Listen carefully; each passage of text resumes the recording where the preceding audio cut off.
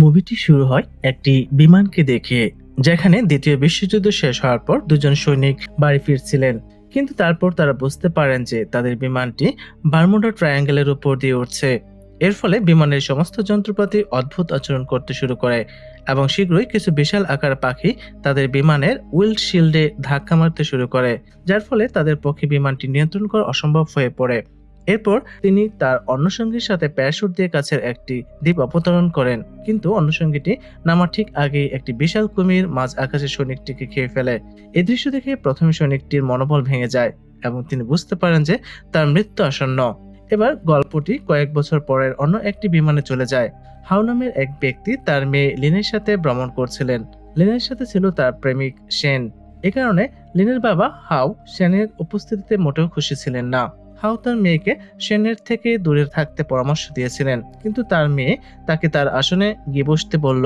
এরপর হাউ রাগান্বিত দৃষ্টিতে শেনের দিকে তাকালো, কিন্তু তারপর হঠাৎ বিমানটি প্রচন্ডভাবে কাঁপতে শুরু করলো, যার ফলে সমস্ত যাত্রীরা আতঙ্কিত হয়ে তাদের অক্সিজেন মাস্ক পরে নিল। বাস্তবে এই বিমানটিরও বারমুডা ট্রায়াঙ্গলের উপর দিয়ে যাচ্ছিল। এর ফলে এর সমস্ত বাদ্যযন্ত্র কাজ করা বন্ধ করে দিল এবং তারপর আগের মতোই বড় পাখির সাথে সংঘর্ষের কারণে বিমানের একটি ইঞ্জিনে আগুন ধরে গেল। যাত্রীদের জীবন বাঁচাতে পাইলটরা বিমানটিকে কাছের একটি দ্বীপে অবতরণ করানোর চেষ্টা করে। ঠিক তখনই মাঝ আকাশে বিমানের একটি অংশ ভেঙে যায়, যার ফলে বেশ কয়েকজন যাত্রী ছিটকে পড়ে। তারপর কোনোভাবে হাউ লিন কাছে পৌঁছায় এবং নিরাপদে সেটিকে ধরতে সক্ষম হয়। ইতিমধ্যে পাইলটরা বিমানটিকে সমুদ্রের জলে অবতরণ করাতে সক্ষম হয়, কিন্তু এর উচ্চগতির কারণে বিমানটি একটি পাহাড়ে ধাক্কা খায় এবং দুই টুকরো হয়ে যাওয়ার পর যাত্রীবাহী অংশটি বাতাসে ঘুরতে ঘুরতে সোজা দ্বীপের তীরের দিকে ছুটে যায়, যার ফলে সবাই অজ্ঞান হয়ে পড়ে। কিছুক্ষণ পর যখন হাউ লিনের জ্ঞান ফিরে, সে নিজেকে জীবিত দেখতে পায়। এরপর সে লিনকে বাইরে নিয়ে আসে, যেখানে তাদের বিমানটি সম্পূর্ণরূপে ধ্বংস হয়ে গিয়েছিল এবং মাত্র কয়েকজন বেঁচে ছিল। সবাই শীঘ্রই বুঝতে পারে যে দ্বীপে কোনো পানীয় জল বা ফোনের সিগন্যাল নেই, তাই সবাই তাড়াহুড়ো করে যাত্রীদের লাগেজ থেকে প্রয়োজনীয় জিনিসপত্র সংগ্রহ করে, যাতে সেগুলো বুদ্ধি করে ব্যবহার করা যায়। কিন্তু পথিমধ্যে কোথাও হাউ বুঝতে পারে যে তারা বড়জোর 2 দিনই টিকে থাকতে পারবে, তাই সে খাবার ও জলের খোঁজে কাছের জঙ্গলে যাওয়ার সাহস সঞ্চয় করে। সেন এবং বেঁচে থাকা একজন অধ্যাপক তার সাথে জঙ্গলে যায়। অল্প দূর হাঁটার পর তারা একটি ছোট কুঁড়েঘরের কাছে পৌঁছায়, যা দেখে মনে হয় সেই বেঁচে থাকা সৈনিকটি তৈরি করেছিল। ভেতরে ঢোকার পর তারা বেশ কিছু অস্ত্র খুঁজে পায় এবং সাথে ইংরেজিতে লেখা একটি ডায়েরিও। তাদের সাথে থাকা অধ্যাপক ব্যাখ্যা করেন যে ডায়েরি অনুসারে এই দ্বীপে বিশাল ভয়ঙ্কর সব প্রাণী বাস করে। একথা শুনে হাউ ভয় পেয়ে যায় এবং অন্যদের বিপদের কথা জানাতে ট্রেনের সাথে সাথে তীরে ছুটে যায়। এদিকে এসবের কিছুই না জেনে ফ্র্যাঙ্ক নামের এক ব্যক্তি বিমানে কর্মরত এক মহিলার সাথে শেষ অবশিষ্ট জলের বোতলটির জন্য মারামারি শুরু করে। এটা দেখে লিন নামের আরেকজন লোক ফ্র্যাঙ্ককে আক্রমণ করতে শুরু করে এবং কিছুক্ষণের মধ্যেই তারা দুজন মারামারি করতে করতে সমুদ্রে পৌঁছে যায়। এটা দেখে একজন লোক তাদের মারামারি থামাতে চেষ্টা করে আর বাকি সবাই শুধু দাঁড়িয়ে দেখতে থাকে। ঠিক তখনই লিনের গর্ভবতী স্ত্রী জিয়া এসে লিকে মারামারি থেকে আলাদা করে।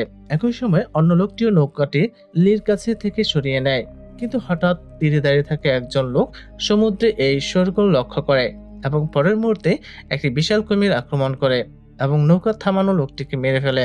এটা দেখে সবাই আতঙ্কিত হয়ে পালিয়ে যায়, কিন্তু কুমিরটি তীরে ফিরে এসে আরেকজনকে মেরে ফেলে। কিছুক্ষণ পর যখন প্রফেসর হাউ এবং সেন তীরে ফিরে আসেন, তারা বিশাল কুমিরের পায়ের ছাপ দেখতে পান। এটা দেখে তারা পায়ের ছাপগুলো অনুসরণ করতে শুরু করেন। অন্যদিকে কুমিরটা সবাইকে তাড়া করতে থাকে, যারা পিছিয়ে পড়ে তাদের গিলে ফেলে। এদিকে ফ্র্যাঙ্ক এবং শাও নামের একটি মেয়ে অন্যদিকে চলে যায়। অন্যদিকে লি, জিয়া, লিন এবং আরো কয়েকজনকে নিয়ে নদীর ওপারে চলে যায়। কিছুক্ষণ পর তার স্বচ্ছ জলের একটি নদীর কাছে পৌঁছায়। তারা কোনো বিপদ টের পায় না, তাই সবাই কিছুক্ষণ বিশ্রাম নেয় এবং স্বচ্ছ জল দেখে তা পান করে নিজেদের পরিষ্কার করে নেয়। কিন্তু হঠাৎ লি কাছের ঝোপের মধ্যে কারো হাঁটার শব্দ শুনতে পায়। এতে সবাই একেবারে চুপ হয়ে যায়। তবে সেন, হাউ এবং প্রফেসরকে জব থেকে বেরিয়ে আসতে দেখা মাত্রই সবাই স্বস্তি পায়। একটু দম নেওয়া যাক। লিন আনন্দে সেনকে জড়িয়ে ধরতে চাচ্ছিল। এমন সময় হাউ সবাইকে চুপ করতে বলল, কারণ সে কাছাকাছি কারো হাঁটার শব্দ শুনতে পেয়েছিল। আসলে কুমিরটা কাছের একটা বড় পাথরের আড়ালে লুকিয়েছিল, কারোর জন্য অপেক্ষা করছিল। আর যেই মাত্র একজন পথিক কাছে এলো, কুমিরটাও এগিয়ে এলো। এই দৃশ্য দেখে সবার সামনে লোকটা ভয়ে অবস্থা আরো খারাপ হয়ে গেল আর পর মুহূর্তে কুমিরটা তাকে জ্যান্ত খেয়ে ফেললো। এই দৃশ্য দেখে সবাই ভয়ে দৌড়ে পালালো। এরপর কুমিরটা হাউকে খাওয়ার জন্য সোজা তার দিকে ঝাঁপিয়ে পড়লো, কিন্তু হাউ নিজের জীবন বাঁচাতে কাছের একটা পাথরের উপর লাফিয়ে উঠলো। একই সময় আরেকজন লোক পাথরের মাঝে আটকা পড়লো আর কুমিরটা নির্মমভাবে তাকে খেয়ে ফেললো। কিন্তু হাও পালিয়ে যাওয়ার সুযোগ পেয়ে অন্যদের সাথে আবার যোগ দিল। সবার জীবন বাঁচাতে হাও তাদের সৈন্যদের করে করে নিয়ে যায়, যেখানে তারা কিছু অস্ত্র খুঁজে পায় এবং নিজেদের জীবন বাঁচাতে রাতটা সেখানেই কাটানোর সিদ্ধান্ত নেয়। পরদিন সকালে হাও খুব ভোরে ঘুম থেকে ওঠে এবং জঙ্গলে ফলের সন্ধানে বেরিয়ে পড়ে। এদিকে ফ্র্যাঙ্ক তখনও শাওয়ের সাথে বেঁচে ছিল। হাঁটার সময় ফ্র্যাঙ্ক এবং শাও একটি মাকড়সার জালের সামনে এসে পড়ে, যেখানে শাও দুর্ঘটনাবশত একটি গাছে ধাক্কা খায়, যার ফলে একটি আঠালো সবুজ পদার্থ তার পুরো শরীরে লেগে যায়। এরপর ফিন তাকে নিয়ে মজা করতে শুরু করে এবং পরে শাও নিজেকে পরিষ্কার করার জন্য দুজন কাছের একটি নদীতে যায়। কিন্তু তারা খেয়াল করেনি যে ওই আঠালো পদার্থটি আসলে সেই বিশাল মাকড়সাগুলোর ডিম, যেগুলোকে তারা দ্বীপে ধ্বংস করেছিল। এদিকে লিন জেগে ওঠে এবং হাউকে খুঁজতে যাওয়ার জন্য সেনকে জাগিয়ে তোলে, কিন্তু বাইরে এসে তারা কুয়াশার আড়ালে বিশাল মাকড়সার দেখে হতবাক হয়ে যায়, যেগুলো পুরো এলাকাকে ঘিরে রেখেছে। এই দৃশ্য দেখে লিন সঙ্গে সঙ্গে ভেতরে গিয়ে জিয়া ও লিকে আশ্রয় দেয়। একথা জানার পর সবাই আতঙ্কিত হয়ে পড়ে।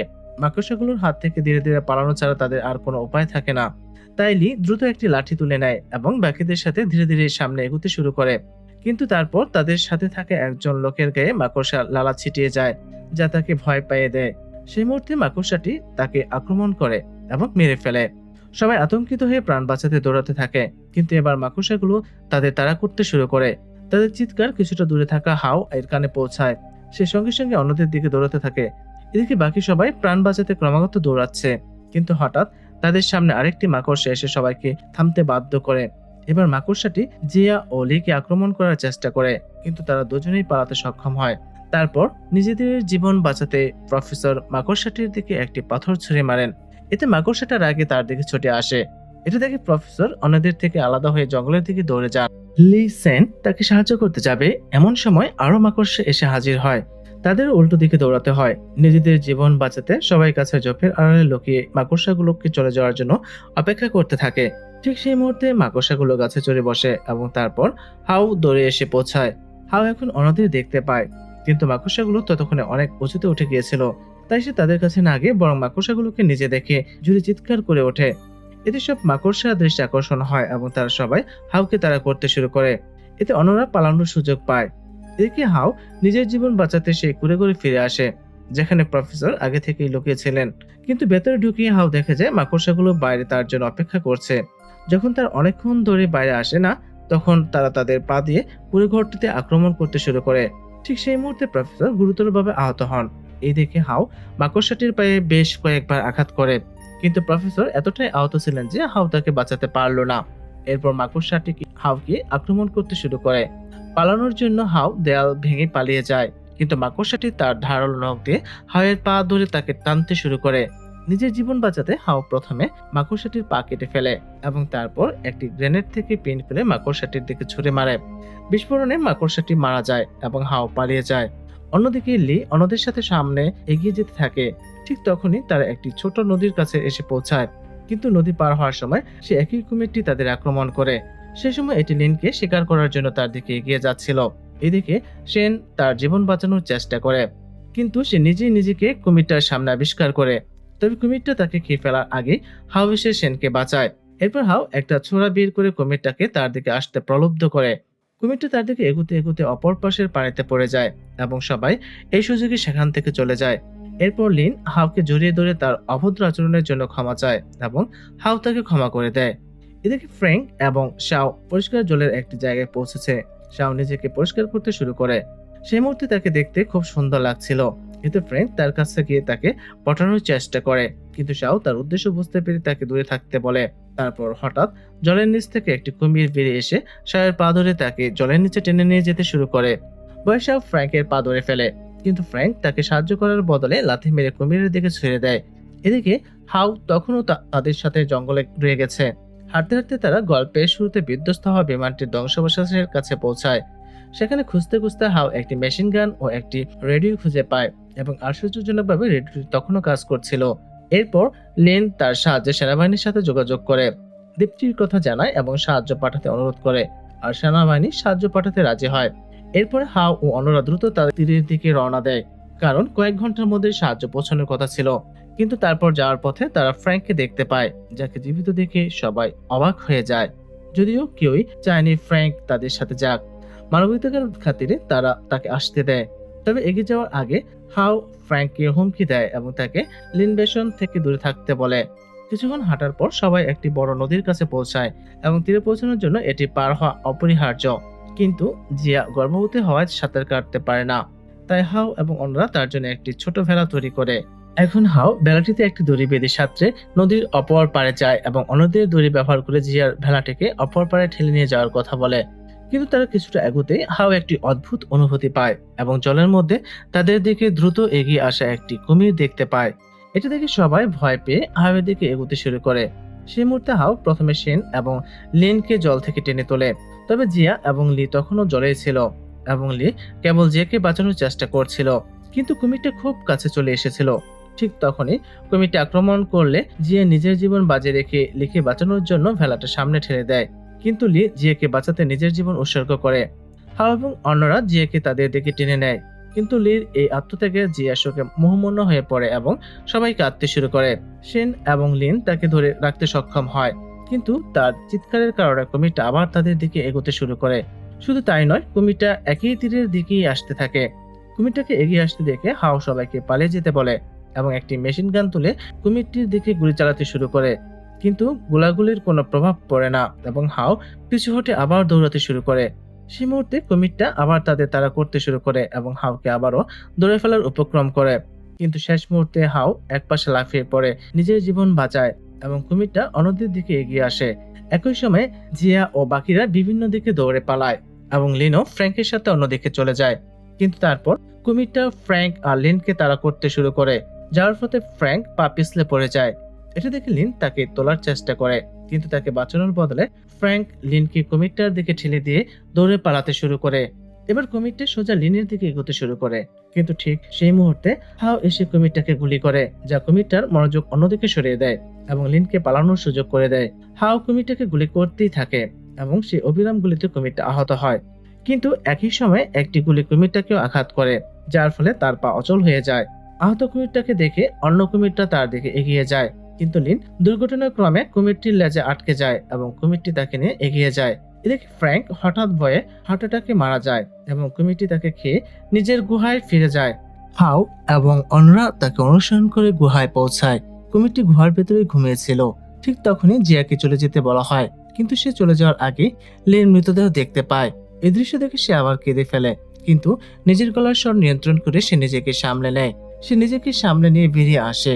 এবার হাও ধীরে ধীরে কুমিরটার লেজের দিকে এগোয় এবং সেখানে সে লিনকে খুঁজে পায়, আহত কিন্তু জীবিত। হাও ধীরে ধীরে তাকে বয়ে নিয়ে আসতে শুরু করে, কিন্তু তখনই সেন বুঝতে পারে যে কুমিরটা জেগে উঠেছে এবং তাদের আক্রমণ করতে চলেছে। হাও আবার গুলি চালায়, কিন্তু কুমিরটা আরো বেশি ক্ষিপ্ত হয়ে ওঠে এবং সেন কোনো মতে লিনকে বের করে আনতে সক্ষম হয়। এদিকে হাও গুহার আরো গভীরে দৌড়ে যায়, যেখানে সে লুকানোর চেষ্টা করে, কিন্তু কুমিরটা ক্রমাগত তার পিছু ধাওয়া করতে থাকে। এখন হাওয়ে লুকানোর জন্য খুব কম জায়গা বাকি আছে এবং সে একটা ছোট গর্তে ঢুকে পড়ে, যেখানে কুমিরটা পৌঁছাতে পারবে না। এদিকে হাও আবার কুমিরগুলোকে লক্ষ্য করে গুলি চালায়, কিন্তু এখন তার গুলি প্রায় শেষ এবং তখনই তার মনে পড়ে যে তার শেষ গ্রেনেডটা পেছনে পড়ে গেছে। ঠিক তখনই বাইরে থেকে সেনের কণ্ঠস্বর ভেসে আসে এবং হাও তাকে গ্রেনেডটি খুঁজে বের করতে বলে চিৎকার করে, কারণ ওটাই হয়তো ওই কুমিরটাকে মারতে পারবে। সেন পাগলের মতো গ্রেনেডটি খুঁজতে থাকে এবং শীঘ্রই তা খুঁজে পায়। সে ওটা নিয়ে কুমিরটার কাছে ফিরে আসে। এরপর হাও তাকে কচ্ছপটার মনোযোগ অন্যদিকে সরানোর জন্য তার কুড়ালটা ছুঁড়ে মারতে বলে। কুমিরটার কাছে আসতে সেন গ্রেনেডটা তার মুখের কাছে ছুঁড়ে মারে এবং এক প্রচন্ড বিস্ফোরণে কুমিরটা একেবারে কেঁপে ওঠে এবং মাটিতে পড়ে যায়। হাও এখন বেরিয়ে এসে একটা পাথরের আড়ালে লুকায়। কুমিরটাকে মৃত দেখে সে স্বস্তি পায়। এরপর সে সেনের প্রশংসা করে এবং তাকে লিনের সাথে থাকতে অনুমতি দেয়। কিন্তু তারপর হঠাৎ দেখা যায় যে কুমিরটা এখনো পুরোপুরি মরেনি এবং এটি শেষবারের মতো হাওকে আক্রমণ করে। কিন্তু হাও সাথে সাথে একটি ছোরা তুলে নিয়ে সেটার গলা ও পেটে বিধিয়ে দেয় এবং এবার কুমিরটি পুরোপুরি মারা যায়। সে সাথে সাথে হাওকে কুমিরের নিচ থেকে টেনে বের করে আনে এবং সবাই দ্রুত সৈকতের দিকে দৌড়ায়। সেখানে পৌঁছে তারা দেখেছে আকাশে হেলিকপ্টার এসে গেছে এবং অবশেষে সামরিক সাহায্যে এসে পৌঁছেছে। সবাই স্বস্তির নিঃশ্বাস ফেলে। লিন এবং জিয়া একে অপরের দিকে তাকে আবেগপ্রবণ হয়ে পড়ে এবং এভাবে এই পুরো মুভিটি শেষ হয়ে যায়। ভিডিওটি ভালো লাগলে লাইক করুন এবং চ্যানেলটি সাবস্ক্রাইব করুন। ধন্যবাদ সবাইকে।